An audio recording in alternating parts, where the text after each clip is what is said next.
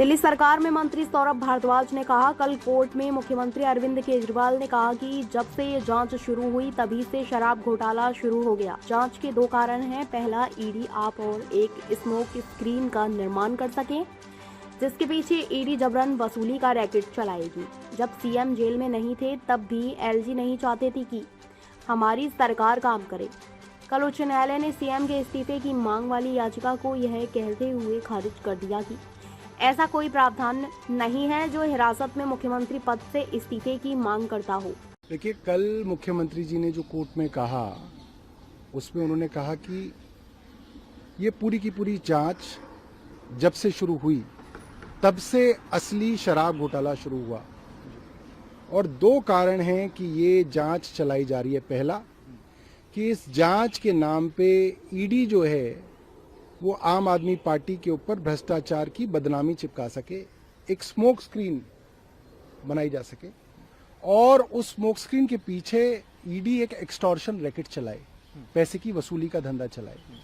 और मुख्यमंत्री जी ने बताया कि उनके खिलाफ जितनी भी गवाहियां हुई हैं, जैसे मुगुंटा रेड्डी की, राघव रेड्डी की, शरत रेड्डी की, इन तीनों ही गवाहियों में देखा गया कि पहले इन सब ने ईडी को अपने बयानों में कहा कि अरविंद केजरीवाल का कोई लेना देना नहीं है। उन्होंने अरविंद जी के विषय में कोई गलत बात नहीं कही। बार बार उनके बयान लिए गए, मगर जब ऐसे करोड़पति उद्योगपतियों के बेटों को जेल में डाला गया और 6-6 महीने तक जेल में रखा गया तो बाप टूट गए।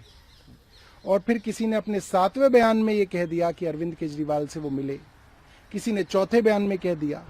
तो अरविंद केजरीवाल जी का अदालत से सवाल था कि जब सारे बयान ऐसे हैं जिसमें मेरे खिलाफ कोई बात नहीं कही गई, तो ईडी ये कैसे तय कर सकती है कि किसी बयान को तो वो कूड़े के डब्बे में डाल देंगे और जैसे ही एक बयान अरविंद जी के खिलाफ आ जाता है तो उसको वो कोर्ट में दाखिल कर देंगे। ये ताकत ईडी के पास कैसे है, ये तो कोर्ट डिसाइड करेगा। सारे के सारे बयान जो हैं कोर्ट के सामने रखे जाने चाहिए। सर, एलजी साहब कह चुके हैं कि भाई सीएम जो है वो जेल में है और जेल से आदेश जारी कर रहे हैं और हम जेल से सरकार नहीं चलने देंगे। सर, इसके बारे में आप क्या कह रहे हैं? देखिए, एलजी साहब तो जब सीएम जेल में नहीं थे तब भी नहीं चाहते थे कि सरकार चले। तब भी उनके इशारे पे अफसर जो है जगह जगह, चाहे वो स्वास्थ्य के काम हो, दवाइयों के काम हो, टेस्ट के काम हो, जल बोर्ड में पानी सीवर के काम हो, सबको रोका जा रहा था। तो एलजी साहब की मंशा तो शुरू से ये है कि सरकार ना चल सके, उसमें कोई नई बात नहीं है। तो सर, क्या आने वाले टाइम में आप इस पर कुछ राजनीतिक तौर पर कुछ कल उच्च न्यायालय के अंदर एक पीआईएल दाखिल हुई जिसमें कहा गया कि सीएम को इस्तीफा देना चाहिए और सीएम को हटाया जाना चाहिए। उच्च न्यायालय ने साफ कर दिया कि ऐसा कोई कानूनी प्रावधान नहीं है कि मुख्यमंत्री को हिरासत में उनके पद से हटाया जा सके, लिहाजा मुख्यमंत्री अपने पद पे बने रहेंगे। ये बात अब हाई कोर्ट ने स्पष्ट कर दी।